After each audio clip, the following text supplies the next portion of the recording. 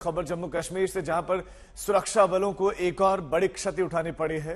कल आतंकी मुठभेड़ में घायल एक और जवान आज शहीद हो गए। और इस बीच में अनंतनाग में सुरक्षा बलों ने आतंकियों की घेराबंदी की हुई है। इन आतंकियों की संख्या 2 से 3 बताए जा रहे हैं। अनंतनाग के जंगलों में छिपे हुए इन आतंकियों पर क्वाडकॉप्टर और ड्रोन से नजर रखी जा रही है। इन आतंकियों का नाता आतंकी संगठन लश्कर ए तैयबा से बताया जा रहा है। गौरतलब है कि अभी 2 दिन पहले ही अनंतनाग में आतंकियों से मुठभेड़ में सुरक्षा बलों के 3 बड़े अधिकारी शहीद हो गए।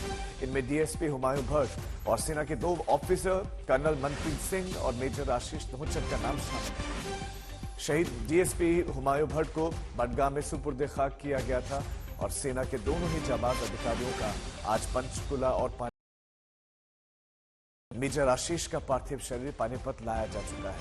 लेकिन इस बीच में एक दुखद खबर, एक और संवाददाता अशरफ वानी इस वक्त हमारे साथ ज्यादा जानकारी के साथ जुड़ गए।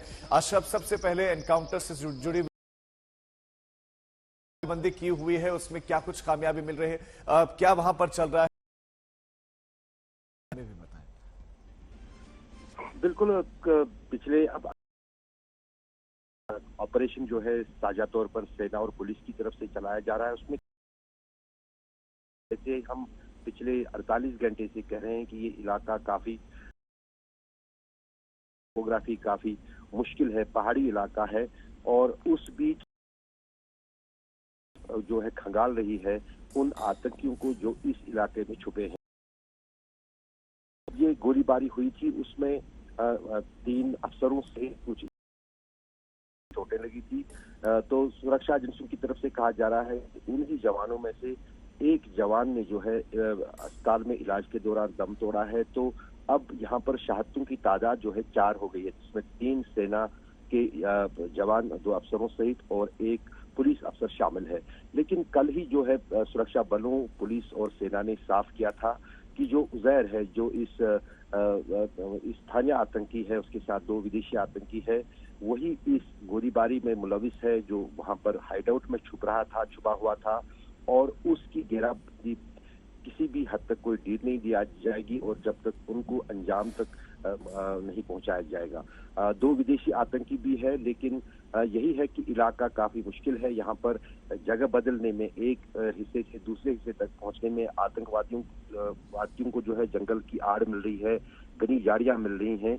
लेकिन सर्वेलेंसेस जो हैं, ड्रोन की मदद दी जा रही है ताकि किसी भी हालत में जो है इस इलाके से आतंकियों को बाहर जाने का मौका न मिले। अशरफ, आप ये बता रहे हैं कि वो टोपोग्राफी का फायदा उठा रहे हैं, वहां की परिस्थितियों का फायदा उठा रहे हैं।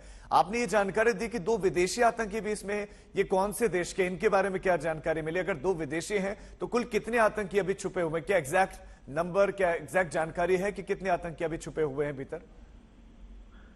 राजू, ये पहले दिन ही जो टिप ऑफ मिला था सुरक्षा बलों को, पुलिस और सेना को, कि एक हाइडआउट है इस कुकरनाग के जंगल में जिसमें आतंकी छुपे हैं। जो है एक स्थानीय आतंकी साथ 2 पाकिस्तानी आतंकियों जो कि लश्कर तैयबा के हैं, उनके बारे में जानकारी सुरक्षा बलों को मिली थी। लेकिन वहां पर जब उस हाइडआउट की और ये सुरक्षा बलों की टीम बढ़ रही थी, तभी जंगल में छुपे आतंकियों ने पहाड़ के ऊपर से नीचे की तरफ जबरदस्त गोलीबारी की, जिसमें ये 3 अफसर शहीद हुए थे और कुछ जवान जो हैं घायल हुए थे।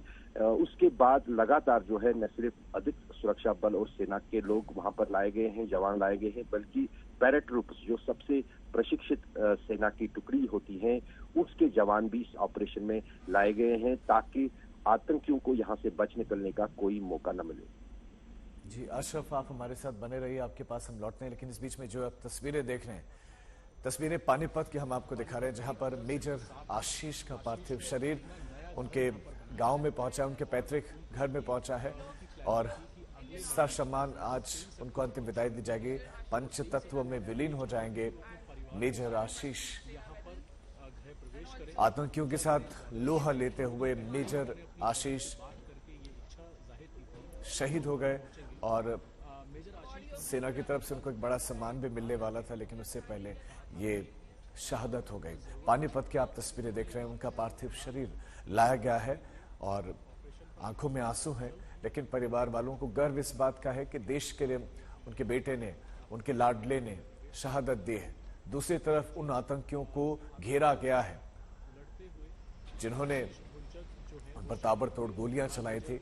शहीद मेजर आशीष का पार्थिव शरीर पानीपत पहुंच गया है। आज ही ससम्मान उनको पंचतत्व में विलीन कर दिया जाएगा। मेजर आशीष की आप उनके पार्थिव शरीर की दृश्य तस्वीरें देख रहे हैं। सेना के जवान उनके पार्थिव शरीर को लाए हैं और अब उनके घर की तरफ ले जाया जा रहा है, जहां पर उनके परिवार वाले इंतजार कर रहे थे।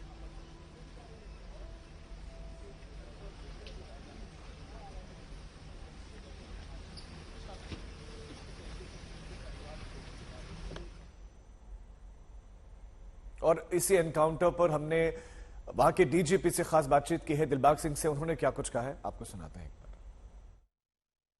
जम्मू कश्मीर पुलिस और सुरक्षा बलों के लिए बहुत लंबा समय रहा है, बहुत लंबी रात रही है। हमारे साथ इस वक्त हैं डीजीपी दिलबाग सिंह और आईजी विजय कुमार, दोनों से ही बात करते हैं। सर, पहले तो लेटेस्ट जानकारी दीजिए, ये इनकाउंटर कहां तक पहुंचा है? इतनी शहादत हुई, इतने लॉसेस हुए हैं, एक सेटबैक के बावजूद आपका जो ऑपरेशन है ये कहां तक सफल हुआ है? देखिए, सबसे पहले तो मैं अपनी तरफ से श्रद्धांजलि पेश करता हूं और सल्यूट करता हूं हमारे बहादुर ऑफिसर्स को जिन्होंने इस ऑपरेशन को खुद लीड किया। और बहुत ही मुश्किल ट्रेन, जिसको कोई बिना देखे समझ नहीं सकता है कि कितना मुश्किल एरिया था जिसके अंदर वो ऑपरेट कर रहे थे, जिसके अंदर बहुत ही स्टिफ तरह का पहाड़ी थी और फिर उसके बाद वेजिटेशन थी और उसके अंदर हाइड आउट थी, जहां पर ये लोग पहुंचे और लगभग हाइड आउट के करीब पहुंच गए और आगे अप्रोच करने की प्लान कर रहे थे जिस वक्त दे केम अंडर फायर। और बताया गया कि हमारे ये तीनों ऑफिसर एक दूसरे के अगल बगल बैठ करके मशवरा कर रहे थे कि इसके आगे कैसे चलना है, क्योंकि ट्रेन भी थोड़ा मुश्किल था।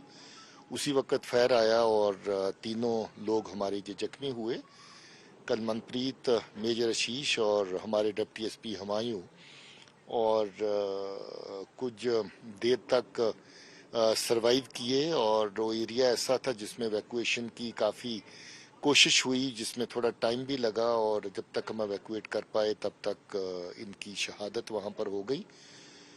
रात को भी वहाँ पर पार्टियां अपनी पोजीशन में रही पिछली रात को, क्योंकि ऑपरेशन परसों का चल रहा है।